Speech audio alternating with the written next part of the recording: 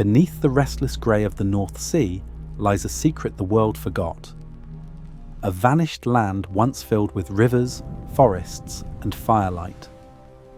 Long before Britain was an island, this plain connected half of Europe, home to hunters who watched the tide creep closer with every passing generation. Then, without warning, it was gone, swallowed whole by the rising sea. Some call it Europe's Atlantis, but its ruins aren't carved in stone. They sleep beneath the waves, sealed in silence and silt. What really happened to Doggerland? And how could an entire continent simply disappear?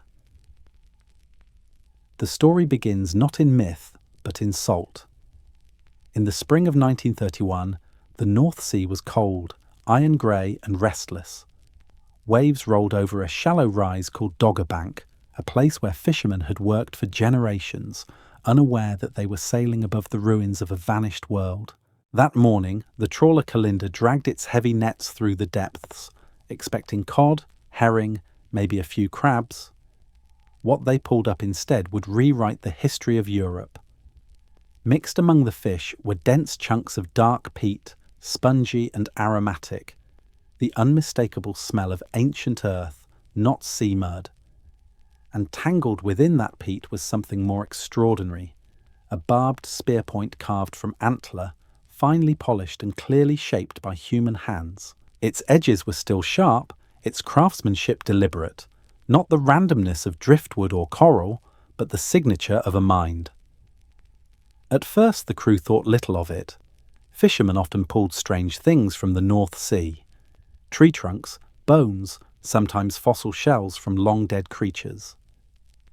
But when the find reached scientists at the Ipswich Museum, curiosity turned to astonishment. Under the microscope, the peat revealed an impossible truth. Trapped within were pollen grains from birch, hazel, and pine, plants that can only grow on dry land. The antler point itself was dated to nearly 10,000 years old, belonging to the late Mesolithic era, a time when Britain was still connected to the European mainland. The weapon was not a relic of the sea, it was a relic of the land. That realization changed everything. Where the North Sea now lies, stretching from England's coast to Denmark and the Netherlands, there had once been a vast, fertile plain. Doggerland, a land of rivers and forests, lakes and valleys. It had been the heart of ancient Europe, home to deer, boar, mammoths, and people who hunted and fished long before the first stone temples of civilization were built. Marine geologists and archaeologists began to connect the clues. Trawlers brought up more fragments, flint tools, animal bones, mammoth tusks, and polished antlers, all coated with silt. Each artifact was a breadcrumb leading back through time, evidence of a world that had vanished beneath the waves around 8,000 years ago. Imagine the sight, a landscape alive with sound and colour, rivers winding through valleys, herds of reindeer grazing among birch groves, dense forests where wolves howled and owls hunted under the northern stars. To the west, hills that would one day be Britain rose above the plain. To the east, the lowlands stretched toward Europe. People moved with the seasons, following herds, building shelters of hide and wood, crafting tools from stone and bone. Then came the water. Slowly at first, as the Ice Age ended and glaciers melted, the sea crept inland. But in those ancient centuries, a few meters of rise was enough to redraw the map of the world. Doggerland, that once bound Britain to the continent, began to drown. Its rivers became estuaries, its forests turned to marsh, and finally the sea swallowed it whole.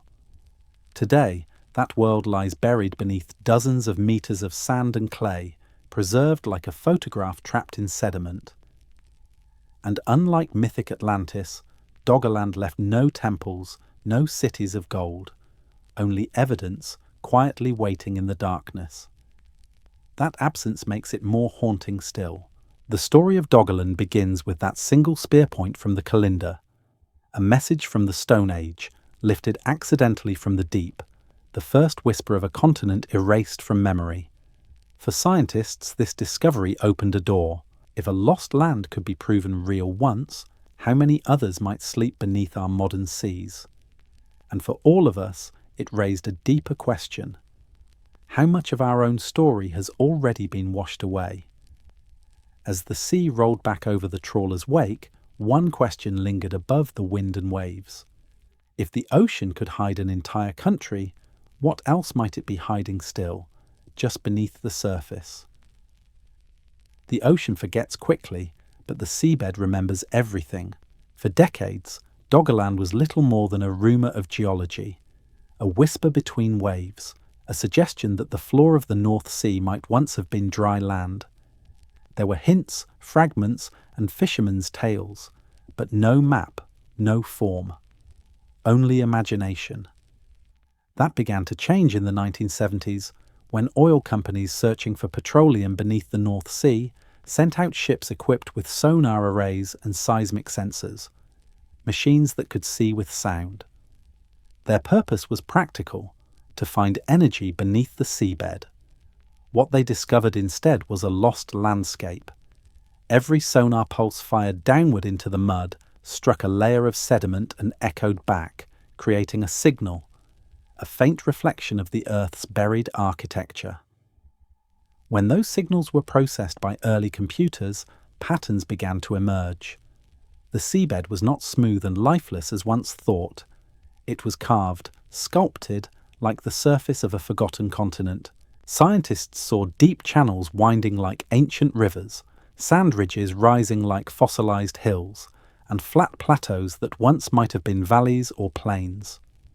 Beneath the silt, they identified the ghosts of deltas, river mouths now drowned by the sea. To geologists, these were not random shapes. They were evidence. Doggerland had contour, dimension, and memory. As technology improved, the images grew clearer. By the 1980s, high-resolution seismic data revealed a detailed topography, an enormous landmass stretching from eastern Britain to the Netherlands and Denmark. It was not a narrow land bridge, as once assumed, but a continental plain the size of modern England, threaded by rivers that connected the Thames, Rhine and Elbe into a single watery network, a prehistoric super river system. Imagine it as a living landscape. At its heart, broad valleys filled with glacial meltwater, feeding into lakes and wetlands. Along the high ridges, forests of birch and hazel. Herds of red deer and aurochs moving through open meadows. Even the wind left its trace. Ancient dunes frozen under layers of clay. To confirm these digital visions, scientists began taking core samples. Narrow cylinders of seabed extracted from the depths like geological time capsules. When they split those cores open, they found bands of freshwater peat beneath marine silt, each layer a signature of transformation, from dry forest floor to drowned estuary. Microscopic pollen trapped in those layers revealed a vanished ecosystem: birch, pine, hazel, alder, each telling when the land was warm, when it flooded, when it fell silent. Even the smallest creatures help tell the tale. Diatoms, single-celled algae that thrive in specific water types, acted as storytellers. Freshwater diatoms appeared in the older layers. Marine diatoms appeared above them. Between the two, a razor-thin line of change, lay the exact moment when the tide claimed the plain. Every sample, every sonar scan, every pixel of digital reconstruction was a sentence in the slow language of time. Together they formed the autobiography of a continent erased from sight but not from existence. By the early 2000s, a team from the University of Bradford's Submerged Landscapes Research Group began to merge all these scattered clues. They built 3D models of Doggerland using bathymetric imaging and geophysical mapping, allowing scientists to fly over the terrain, to follow its rivers, trace its coastlines, and watch frame by frame how the sea rose and transformed it. These reconstructions were more than maps. They were resurrections. In laboratories and museums, scientists projected these landscapes in glowing digital relief. Valleys blue, hills amber, lakes shining silver beneath simulated light. For the first time in 8 millennia, Doggerland had form again. And yet, looking at those maps stirred something unexpected, because this wasn't just data, it was empathy. To see that landscape reappear was to glimpse Europe before its nations, before its islands, a time when the English Channel did not divide but joined, when people and animals moved freely across a green corridor that united the continent. The rediscovery of Doggerland changed more than geology. It changed imagination itself. For centuries we have dreamt of Atlantis, a kingdom swallowed by the sea in a single night. But beneath the North Sea lies something more haunting, a real Atlantis that drowned not through divine punishment, but through time, patience, and ice. The cartographers of this new world were not myth-makers, but scientists, yet even they felt the weight of its silence. As they traced the ghost rivers of Doggerland, they began to ask questions no instrument could answer. Who lived there? What languages did they speak? What did they see when the first tides began to rise? Mapping Doggerland became more than a scientific act. It became an act of remembrance, a way to rebuild a memory the Earth itself had buried. And as those digital reconstructions spread across museum walls, documentaries, and university screens, one truth became impossible to ignore. The seabed is not dead ground. It is an archive, a memory written in mud. But to read that archive, we must learn to understand the forces that wrote it, the slow breathing of ice, the rhythm of the earth itself, and the ancient climate that sculpted every hill and valley before the flood. So the question is, what kind of power could create and then erase an entire continent beneath the sea? Long before the trawlers, before the rivers, before even the first human footprints, northern Europe lay beneath a shimmering white weight, a sheet of ice thicker than any mountain. During the Pleistocene epoch, glaciers advanced and withdrew across the continent like an enormous tide that took tens of thousands of years to turn. Each time the ice expanded, it locked away vast amounts of the planet's water, and the seas fell by more than 100 meters. The continental shelves, now hidden beneath the North Sea, rose into the light, exposing wide plains that connected what we now call Britain to mainland Europe. And each time the ice melted, the ocean reclaimed those plains, drowning what it had so briefly revealed. This endless breathing of the earth is governed by a delicate cosmic metronome, the Milankovitch cycles, named for the Serbian astronomer Milutin Milankovic. He discovered that our planet's orbit is not fixed, but shifts in subtle, elegant patterns. Eccentricity. The orbit stretches and relaxes every 100,000 years. Obliquity. The tilt of the Earth's axis wobbles between 22 and 24 degrees over 41,000 years. Precession. The axis itself traces a slow circle in the sky every 26,000 years. These movements change how sunlight falls across the planet, altering the rhythm of the seasons. When the northern hemisphere tilts away, glaciers grow. When it tilts back, they die. Ice and ocean dance to the same rhythm, reshaping continents in silence. Doggerland was born and drowned again and again by this celestial pulse. During the coldest peaks, the glacials, the North Sea was not a sea at all, but a frozen desert. Winds howled across endless tundra, sculpting dunes of dust and ice. Rivers like the Thames, Rhine, and Meuse merged into one vast waterway flowing through the centre of the exposed plain, carving valleys that still sleep beneath today's waves. Then warmth would return. The ice retreated, releasing torrents of meltwater that carved channels into the soft earth, forming lakes and deltas. Forests of birch and pine spread, followed by hazel and oak. Each warming phase, each interglacial, turned the land green again. And then when the orbital clock turned once more, the cycle reversed. The forests froze. The sea withdrew. the world started over. Every rise and fall left its fingerprint in the sediments of the North Sea. Coarse gravels mark the power of glacial rivers. Fine silts speak of calm lakes. Thick peat reveals lush forests that thrived in the warmth between freezes. When geologists drill into the seabed, they read these layers like pages of a diary. Cold, warm, cold again. Entire ages stacked one atop another. One of those pages belongs to Doggerland's final life.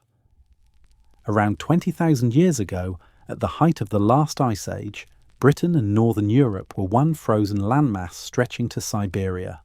The North Sea basin was permafrost, its rivers locked in ice. Mammoths, woolly rhinoceroses, and steppe bison roamed the plains, grazing on hardy tundra grasses. Then the rhythm shifted again. The planet began to warm. At first, slowly, a degree or two every few centuries, and then with startling speed. By 15,000 years ago, the ice sheets began to fracture, sending glacial meltwater gushing into the valleys below. Rivers reawakened, cutting deep channels through the soft sediment. Birch and pine forests sprouted across the lowlands. Reindeer migrated north, followed by predators, and eventually by people. But the melting was uneven. Immense lakes formed at the edges of the retreating ice, held back by fragile walls of frozen rock. When those ice dams broke, they unleashed catastrophic floods that reshaped entire regions in days. One such pulse of meltwater poured into the Atlantic and triggered the Younger Dryas, a sudden 1,000-year return to near-glacial conditions. Europe's brief spring froze once more. In that deep cold, Doggerland slept again, a barren, wind-scoured plain between two continents. Yet the rhythm persisted. The ice withdrew once more and warmth returned for good. By 11,000 years ago, the tundra bloomed, streams filled with salmon. The land became a paradise of rivers, forests, and wild herds. The great glacial clock had struck a new age, the Holocene, the warm chapter we still live in today. To modern scientists, these cycles are more than ancient curiosities. They are the pulse of the planet, the mechanism that shapes where civilizations rise and where they vanish. Every landscape, every coastline, every human settlement sits somewhere on the curve of that rhythm.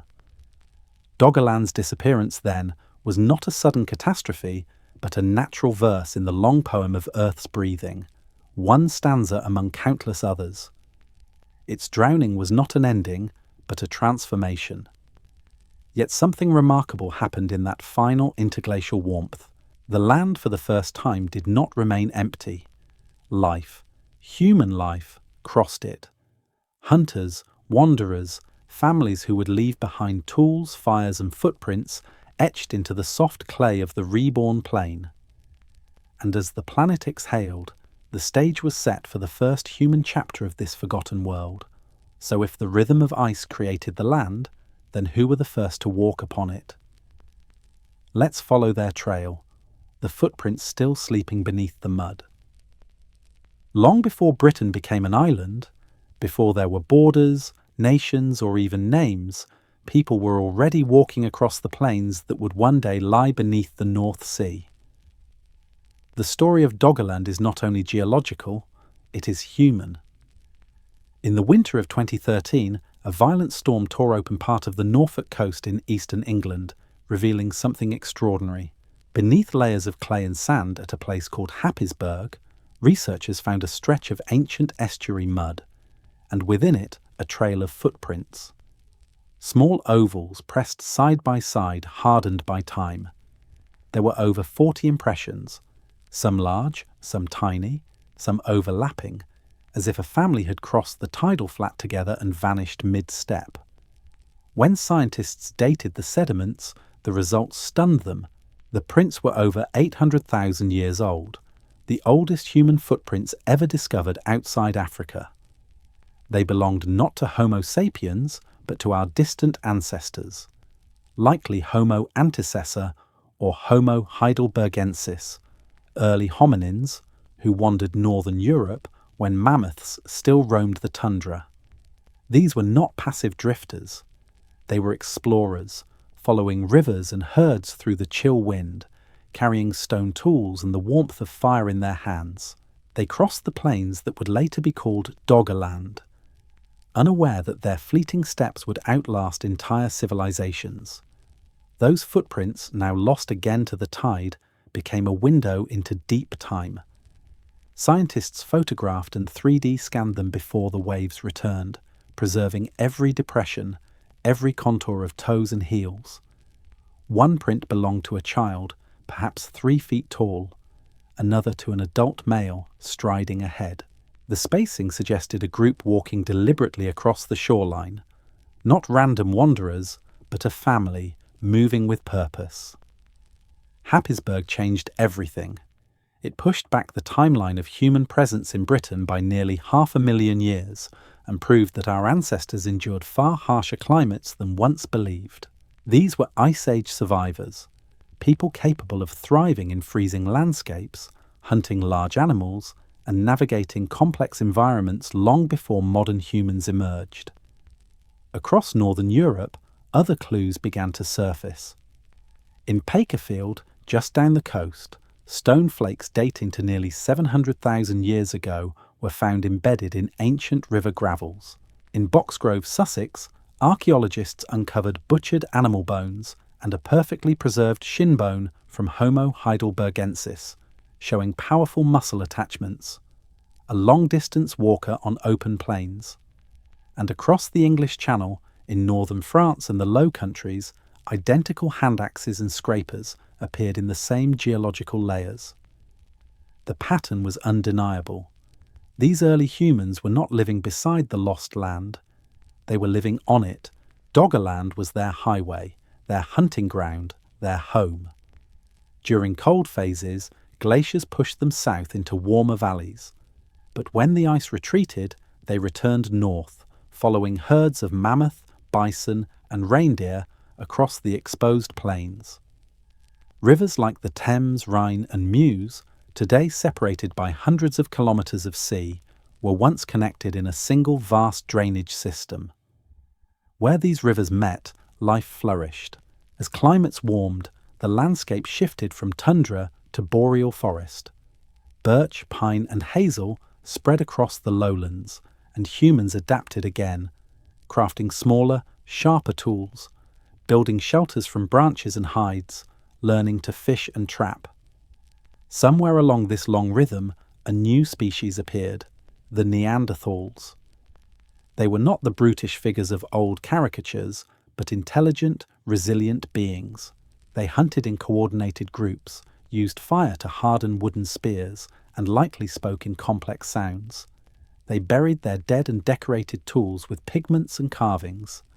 Their footprints too have been found, one in the soft mud of Normandy, another in Gibraltar's ancient dunes. Flint hand axes dredged from the Dogger Bank, now buried in marine sediment, match Neanderthal tool types found in France, Belgium, and Germany. Each one is a fingerprint pressed into prehistory, proof that Doggerland's plains once rang with the voices and footsteps of human life. Yet, the sea is a poor archivist. Currents scatter, salt erases, and time forgets. Most of what those people left behind lies fragmented, stripped of its context, waiting in trawl nets and dredge spoil. A barbed antler point lifted from the seabed might have once been used to hunt reindeer along a riverbank now erased. A mammoth bone cracked by fire may have marked the edge of a long-vanished camp. Each piece is a whisper cut loose from its sentence, haunting but incomplete. Still, when these fragments are gathered, a picture begins to form. Doggerland was not a static landmass, but a living bridge, a pulse of migration and exchange. It connected the human world of the West to that of the East, allowing people, animals, and ideas to flow freely across a continent that did not yet know separation. When the ice allowed passage, they walked. When the sea advanced, they retreated. Over hundreds of thousands of years, these migrations shaped the genetic map of Europe itself. If you could stand on Doggerland then, you would see a world both alien and familiar, families of hunters following red deer across open meadows, children splashing in shallow streams where the Thames once met the Rhine, fires flickering against twilight skies, the same constellations we see tonight reflected in still water. The footprints at Happisburgh are more than impressions in clay. They are humanity's first sentence written in the mud. Each print, though washed away, tells us that before Doggerland drowned, it lived. Before it became myth, it was home. And when the ice withdrew for the final time, that home transformed once more. From frozen steppe to a green paradise, bursting with forests, rivers and life. But paradise never lasts forever. What happened when Doggerland flourished? What kind of world bloomed in the space between ice and ocean, and who called it home before the tide returned? When the last great glaciers withdrew, they left behind a miracle. Between 15,000 and 9,000 years ago, the land beneath the North Sea awoke from its long hibernation. Ice melted into rivers, the tundra softened into meadow, and the winds that once screamed across permafrost now whispered through forests of birch, oak, and hazel. This was Doggerland in bloom, the green heart of prehistoric Europe. If you could have stood there then, you would not have seen temples of stone or cities of marble. You would have seen something far more alive, a living continent between continents. Rivers shimmered like silver veins beneath the sun, weaving through low valleys filled with elk, red deer, and wild horses. Lakes glowed with sky-blue clarity, fringed by reeds and willow. The air smelled of wet peat, pine resin, and smoke from distant fires. The sea lay far to the east, still held at bay by the remnants of Ice Age glaciers. Along the riverbanks, herds of aurochs, giant wild cattle, grazed beside wild boar, and above them cranes called as they flew toward northern wetlands. It was a land of sound and motion, a mosaic of forest, grassland, and marsh. One of the most biologically rich regions on the planet at the time. Here lived the Mesolithic hunter-gatherers, the quiet heirs of the Ice Age wanderers. They were not nomads in the chaotic sense. They moved in rhythm with the earth itself. In winter, families journeyed inland to hunt red deer in the forested uplands. In summer, they returned to the coasts and river mouths, where fish filled the shallows and birds nested in the reeds. Their tools were small but sophisticated. Archaeologists call this era the Microlithic Revolution, marked by tools so fine they seem almost modern. Microliths, tiny blades of flint, were fitted into wooden shafts to make arrows and harpoons. Barbed antler points and bonefish hooks show the rise of intensive fishing. Willow traps and woven nets reveal an understanding of seasonal migration and animal behaviour. These were not people merely surviving, they were thriving, mastering an environment as complex as any rainforest. Traces of their world still appear along the drowned coastlines. In Denmark, archaeologists have uncovered hearths filled with hazelnut shells, their contents dated to around 8500 BCE. In Britain, submerged sites like Boldner Cliff off the Isle of Wight preserve wooden platforms, flint flakes and woven fibres. Perhaps the remains of shelters or fishing stations now lying 12 metres beneath the waves.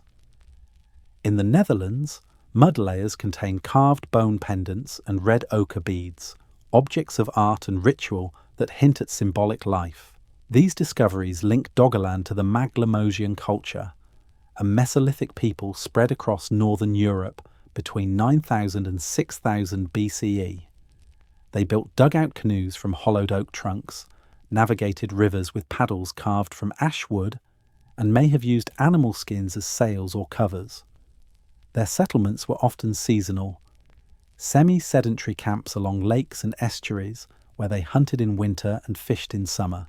Archaeologists studying their refuse heaps find layers of fish bones, animal remains, and discarded tools, the archaeological signature of a people deeply connected to water.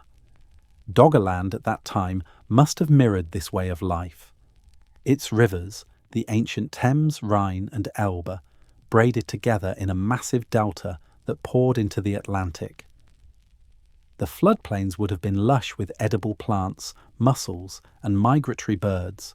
Families likely built temporary lodges of wood, reed, and hide, leaving circular hearths blackened with charcoal and bone ash. Around these fires, they might have shared stories, myths of animal spirits and river gods, tales of survival and gratitude. For a brief window in deep time, Doggerland was perhaps the richest ecological zone in northern Europe, a natural paradise carved by glaciers and warmed by a gentler sun.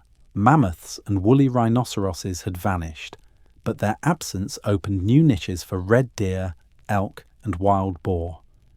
Wolves and lynx prowled the forests, while otters slipped through streams teeming with salmon and pike.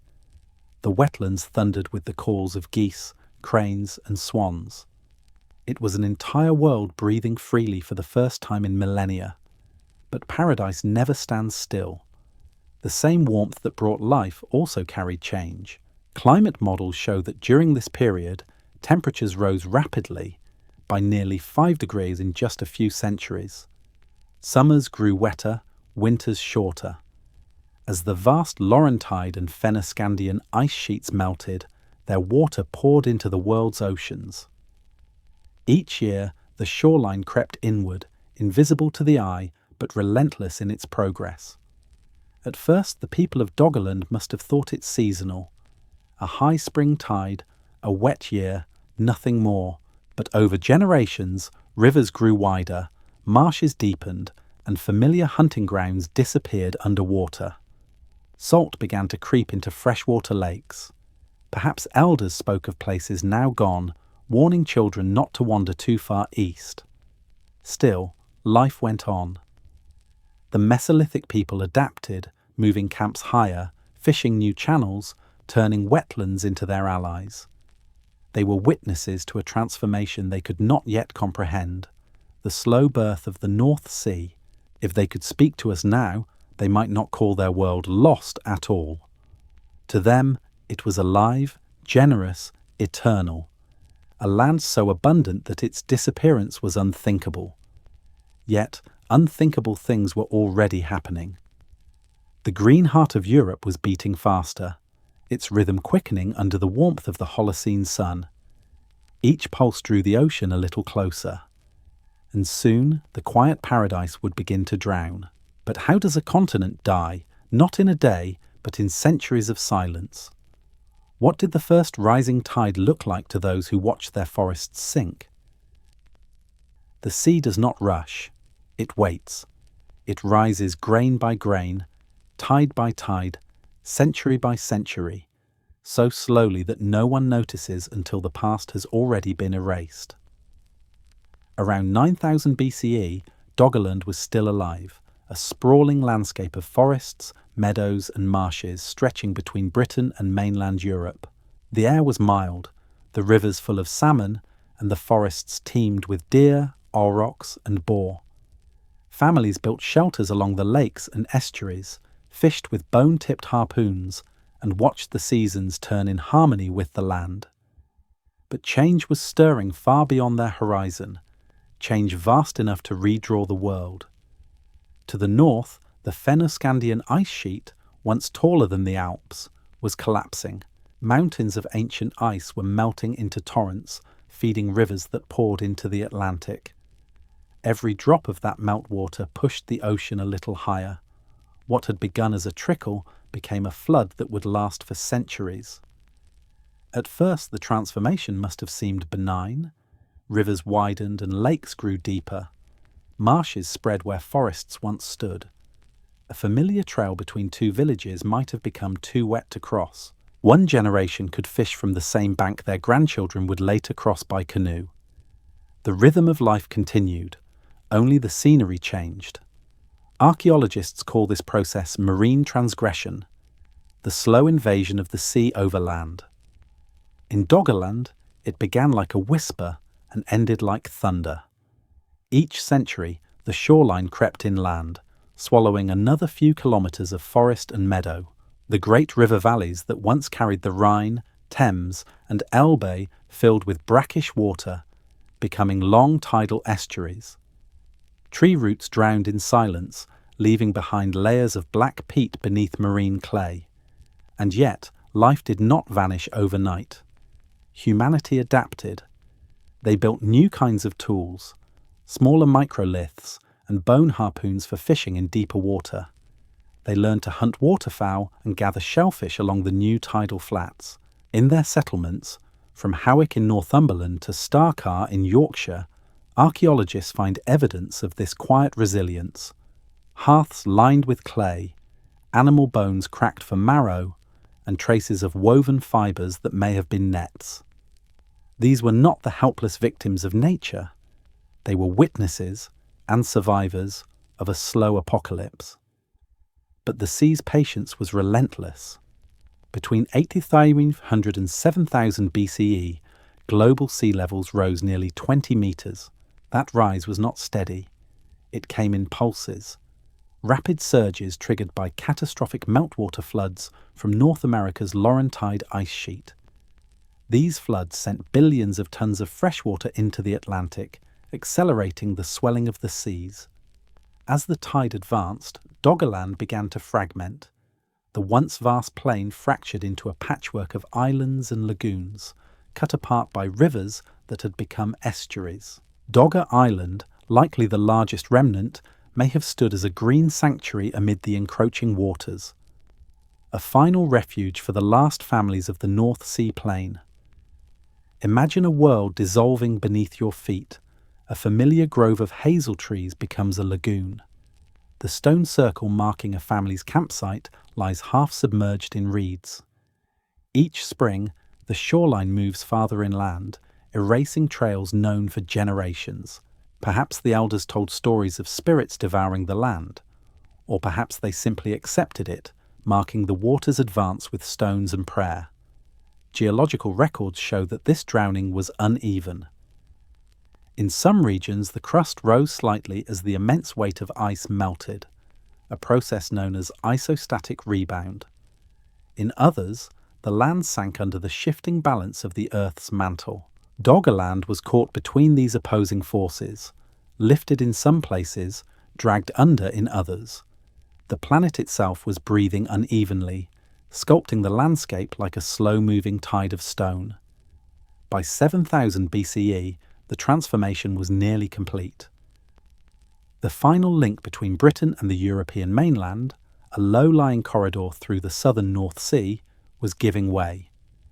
What had once been rolling plains became a chain of peninsulas, then sandbars, and finally open water. Britain, for the first time, was an island. The bridge that had once bound Europe together was gone, not erased in a single catastrophe, but dissolved over millennia by the persistence of rising seas. Today, scientists can read this slow drowning in remarkable detail. Beneath the seabed, cores of sediment reveal the exact moment the land turned to sea. Layers of freshwater peat abruptly capped by marine sand, rich with shells and salt crystals. Pollen grains show the death of birch and hazel forests, replaced by seaweed spores. Each layer is a frozen heartbeat of Doggerland's last days. For the Mesolithic people, this must have felt like chasing the horizon, always one step behind a retreating world. The sound of the waves would have grown louder each season, the salt wind stronger, the familiar landmarks gone. Yet they endured, retreating inland, leaving behind the last traces of a life that the ocean would soon swallow. When the flood reached its crescendo, the continent had vanished. Where once there were campfires and forests, there was only sea. Fish glided above buried hearths. Currents swept through drowned valleys. The silence that followed was not emptiness, it was transformation. The land had not died, it had become something else. But the sea was not finished. Far to the north, under the deep waters off the coast of Norway, the earth was preparing one last act, a sudden violent exhale that would write the final chapter of Doggerland's story. And it would not whisper this time. It would roar. The end did not come as a whisper this time. It came as a roar. Around 6,200 BCE, the earth convulsed. Deep beneath the cold waters off the coast of Norway, the seafloor itself began to move. A section of the continental shelf, a mass of earth and stone the size of a mountain range, suddenly broke loose. It slid downward for hundreds of kilometers, plunging into the abyss of the Norwegian Sea. In that moment, the ocean heaved. More than 3,000 cubic kilometers of sediment cascaded down the continental slope in one of the largest landslides in geological history, an event we now call the Storegga Slide. The collapse displaced unimaginable volumes of water, creating a wall of waves that raced outward in every direction.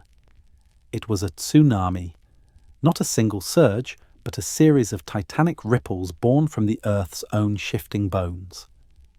The first wave sped westward across the Atlantic, striking the coasts of Iceland and Greenland. The others surged south into the shallow bowl of the North Sea, straight toward the last fragments of Doggerland. Geologists did not learn of this from myth or legend, but from sand. In the peat bogs of Scotland, on the Shetland Islands, and along the coasts of Norway and Denmark, they found thin, out-of-place layers of fine marine sediment, saltwater sand filled with shells, plankton, and diatoms that only live in the open ocean. These layers rested directly above ancient soils and forest peat, as if an inland landscape had been suddenly smothered by the sea. Radiocarbon dating placed them at just over 8,200 years before present, matching perfectly with the collapse off Norway. To the naked eye, these sandbands were unremarkable, no thicker than a handspan, but to science, they told of catastrophe. They were the fingerprints of the wave. By this time, Doggerland was already dying. What had once been a vast green plain had shrunk to a scattering of low islands, river mouths, and shallow lagoons. The largest remnant, known today as Dogger Island, still stood above the tide, a place of reeds, marshes, and rising mist. Small groups of Mesolithic hunter-gatherers may have camped there, fishing for eels and pike, hunting red deer and waterfowl along the flooded banks. To them the world was still habitable, precarious, yes, but familiar. Then one day the sea spoke. Perhaps the first sign was not sound but silence. The birds fleeing inland, the water pulling unnaturally away from the shore, leaving fish flopping on the wet sand. Then the horizon itself began to rise. A line of foam swelled in the distance, growing larger, brighter, until the air folded into a deafening roar. The wave struck the North Sea basin with the force of a mountain falling. In shallow water, the energy had nowhere to go but outward. A wall of water that may have reached 15 to 20 metres high when it slammed into the coasts of Scotland and Doggerland. The first surge would have levelled the forests, uprooting trees like grass. The second would have torn apart the soil. Entire camps were swept away in moments. Fires hissed and vanished under a surge of salt and silt. When the water finally withdrew, it left only silence and salt. Whatever remained of Dogger Island was shattered, its soil scattered into the grey depths that would one day be known as Dogger Bank. To modern eyes, the Storegga tsunami reads like punctuation, the violent full stop at the end of Doggerland's slow drowning.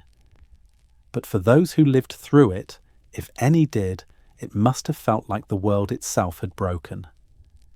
Archaeologists will never know how many lives were lost. Doggerland left no stone walls, no temples, no burials preserved in clay. The sea is both destroyer and archivist. It keeps fragments, not faces. But traces remain.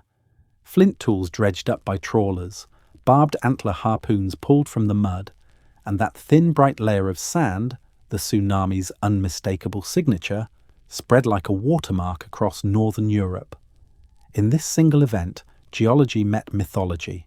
For millennia afterward, cultures around the Atlantic Rim would tell stories of floods and vanished lands. In Wales, the legend of Cantre'r Gwaelod, the 100 Fields, drowned when its gates failed. In Brittany, the story of Wis, a radiant city swallowed by the sea for its pride. In Ireland, the tale of High Brazil, an island that appears and disappears with the mist. All speak of a country lost to the waves. Could these memories have drifted outward from Doggerland's final hour? Fragments of truth retold through generations, reshaped into myth? It's impossible to say, but there is a familiar ache beneath them, a rhythm, a grief, that feels older than language. Even now, in the sediments of the North Sea, the story endures. Core samples from Doggerbank reveal abrupt transitions, dark terrestrial peat giving way to pale sand. Buried within that sand are the microfossils of marine creatures that were never meant to live there. Each grain is a witness. For thousands of years the sea has rolled above that grave, whispering over forests, hearths, and rivers long gone. Yet in that whisper there's still an echo of the day it roared, the day the ocean reminded humanity who truly shapes the earth. The sea had spoken once, and the sound was never forgotten. But what if that sound, the memory of a world drowned, survived not in the mud, but in us? Could the myths of great floods, the legends of Atlantis itself, be the human memory of that roar? Long after Doggerland slipped beneath the rising seas, the memory of drowned lands continued to ripple through human imagination. No maps survived, no carvings or written names, yet the sense of loss lingered, not as history, but as echo. Across Europe's coasts, whispers endured, from Brittany to Wales, from Denmark to Scotland's Orkney Isles. Fishermen spoke of strange sights and stranger sounds, of church bells ringing beneath the sea, of ghost forests visible under low tide, of stone walls glimpsed through clear water on a calm day. The stories changed with every shoreline, every tongue, but their rhythm was always the same.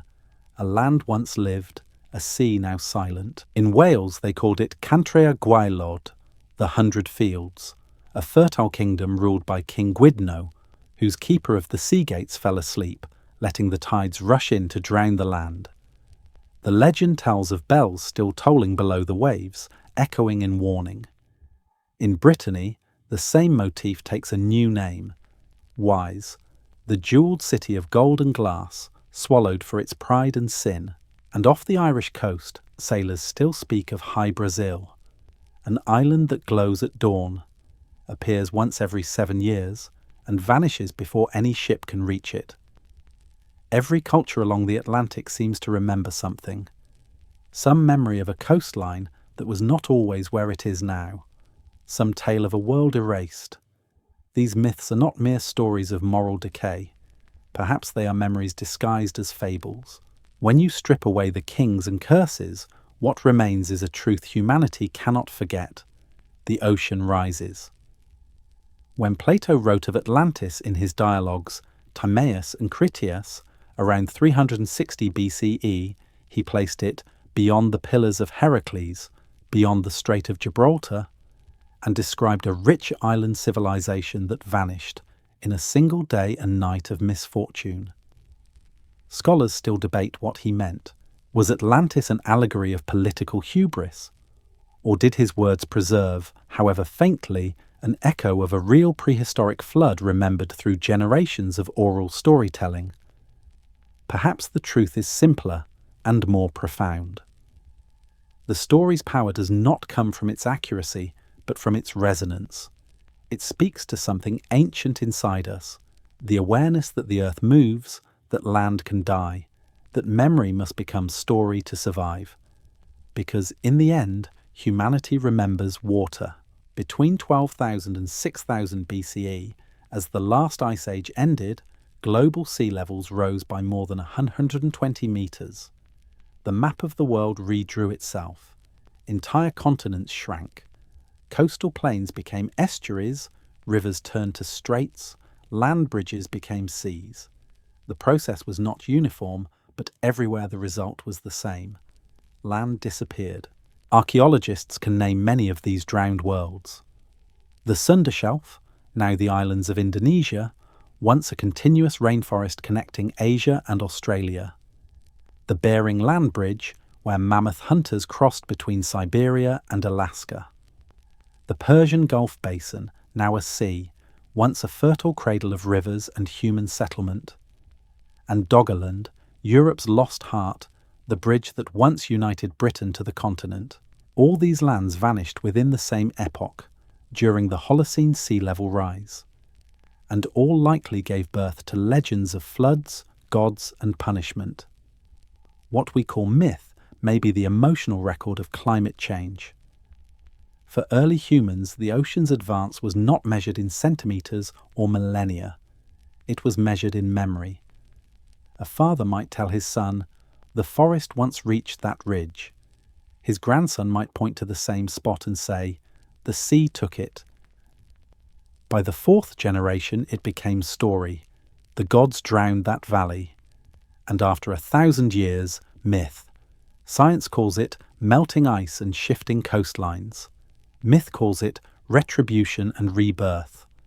Both describe the same fear, the realization that the ground beneath our feet is never truly ours. Doggerland's drowning fits perfectly into this timeless pattern.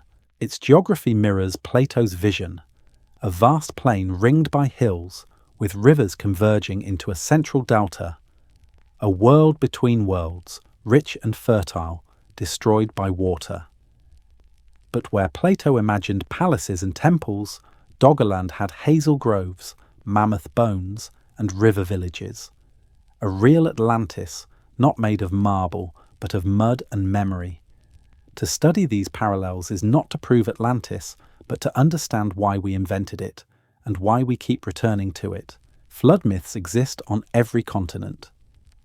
In Mesopotamia, Utnapishtim survives a divine deluge in the Epic of Gilgamesh. In India, Manu is warned by a god in the form of a fish to build a boat before the flood. In China, the hero Yu tames the overflowing rivers to save his people. In the Americas, the Maya, Inca, and Hopi all speak of worlds washed away so new ones could be born. These stories are not coincidence, they are inheritance. Each one preserves the same primal emotion, loss transformed into continuity. Even modern science is beginning to recognise the persistence of such memory. In Australia, Aboriginal oral traditions describe coastal landmarks now submerged. Stories confirmed by geological evidence of sea level rise 10,000 years ago. If those narratives survived in the southern hemisphere, could the flood legends of Europe be the same? Ancestral memories of Doggerland's slow demise? Perhaps thousands of years ago, Doggerland's final survivors fled inland to what is now Britain, Denmark, and the Low Countries, carrying stories of the encroaching sea. With time, the details blurred, reshaped by culture and language, until only the emotion remained. We built too close to the water. The sea came for us. Today, when we speak of Atlantis, we're not really searching for a place. We're searching for recognition, an echo of our own vulnerability.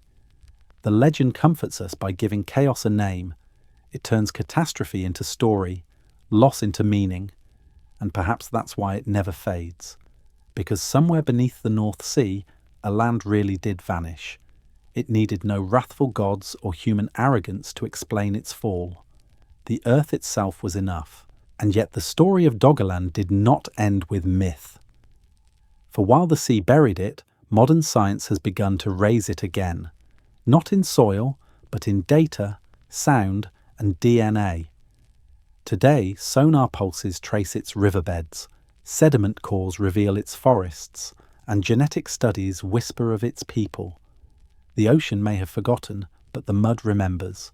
And so, as science resurrects what myth preserved, we're left with a haunting question. What else might the earth remember, waiting patiently beneath the waves, waiting for us to listen again? Beneath the humming turbines of the North Sea, scientists are listening to ghosts. Not with seances or spells, but with sonar, seismic sensors, and machines that read the language of mud. A new kind of archaeology that trades shovels for scanners and myths for molecules. 8,000 years after Doggerland disappeared, its voice is being heard again, not in legend, but in data. In research centres from Copenhagen to London, the story of Doggerland is being resurrected, grain by grain. Every tube of seafloor sediment pulled from the deep acts as a library of time, preserving not pages of words but layers of life. Fragments of pollen, bones, shells, even the invisible remains of DNA. When a scientist opens a core sample, they are opening a cross-section of history. The topmost layer might hold traces of modern plankton. Deeper down, the mud turns darker, denser, older. Under a microscope, it glitters with pollen grains from birch and hazel, seeds from meadow plants, and shards of charcoal. Evidence of the forests that once burned when people cleared small patches of land for hunting camps. In some layers, you can even see the faint sheen of peaty soil, still holding the memory of Doggerland's vanished marshes. The first clues came not from archaeologists, but from oil and gas companies. In the 1970s, while mapping the seabed for pipelines, engineers fired seismic sound waves into the ocean floor. The returning echoes revealed more than bedrock. They unveiled valleys, rivers, and ridges hidden beneath the sediment. When archaeologists later reinterpreted that data, they realized the patterns matched the outlines of an entire lost landscape. By the 1990s, technology had advanced enough to let researchers see in unprecedented detail. Bathymetric scanning, using sonar pulses to measure depth, allowed scientists to create digital elevation models of the sea floor. When these maps were overlaid with sediment data, a ghost topography appeared. A vast plain dissected by rivers flowing into a single delta, lakebeds now dark and silent, dunes frozen in time. For the first time, Doggerland was no longer imagination, it was geography. But maps alone could not bring that world back to life. Knowing where the rivers ran was not enough. The question was, what lived there? To answer that, scientists turned to chemistry and to DNA. In the early 2000s, researchers began drilling into the seabed's ancient peat beds, collecting samples for a revolutionary new technique, environmental DNA, or eDNA. Every organism, from a birch tree to a red deer to a human, sheds microscopic fragments of genetic material, skin cells, pollen, spores, that sink into the soil and stay there, sometimes for millennia. A single teaspoon of Doggerland mud can contain millions of genetic fragments, silent witnesses to the forests and animals that once thrived there. Under laboratory conditions, scientists extract, amplify, and sequence those fragments, reconstructing a molecular snapshot of the ancient world. The results have been astonishing. In 2023, a team analysing sediments from the southern North Sea identified strands of DNA over 8,000 years old, belonging to red deer, aurochs, elk, salmon, birch, and hazel. The exact mix of species expected from a late Mesolithic landscape. For the first time, Doggerland spoke in its own biological voice. But not all memories survive equally. Bones and bodies rarely endure beneath salt water. Human remains are almost non-existent. And yet, the people of Doggerland are not entirely gone. Their bloodlines live on, not in the mud, but within us. Genetic studies of Mesolithic skeletons from Cheddar Gorge in England, Vedbeck in Denmark, and Tegelen in the Netherlands reveal shared ancestry among populations once connected by the same landscape. Their genomes show patterns of dark skin, blue eyes, and robust hunter-gatherer features, traits carried across what was once a single, continuous plain. Doggerland was not just geography, it was a genetic crossroads, a bridge through which the first Europeans met, mingled, and migrated before the sea divided them forever. In that sense, modern genetics has become a new archaeology of memory. Every human cell carries echoes of past migrations, ancient climates, and vanished worlds. The code inside us is a record older than writing, a biological archive of Doggerland's people. Yet there is another kind of remembrance taking shape, one built not from DNA, but from pixels. Using seismic data, bathymetric imaging, and climate modelling, scientists are now creating 3D digital reconstructions of Doggerland. These are not static maps, but living simulations, virtual landscapes where one can walk through valleys that no longer exist, follow the courses of rivers that now flow beneath oil platforms, or stand where campfires once flickered under aurora-filled skies. This merging of archaeology and technology, sometimes called paleogeographic reconstruction, is both science and empathy. It gives form to what has been forgotten, allowing modern eyes to see what ancient ones once knew. In universities and museums, these virtual Doggerlands are projected on walls like holograms, the ghosts of a continent reborn through data. And yet, the closer we come to seeing Doggerland again, the stranger the feeling becomes. Because the story we're reconstructing is not only about the past, it's a reflection of the present. The same forces that drowned Doggerland are stirring once more. Ice is melting again. Seas are rising.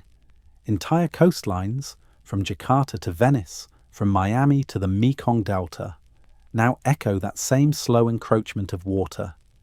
Scientists mapping Doggerland often speak of déjà vu, as if, while charting the past, they are also documenting the future.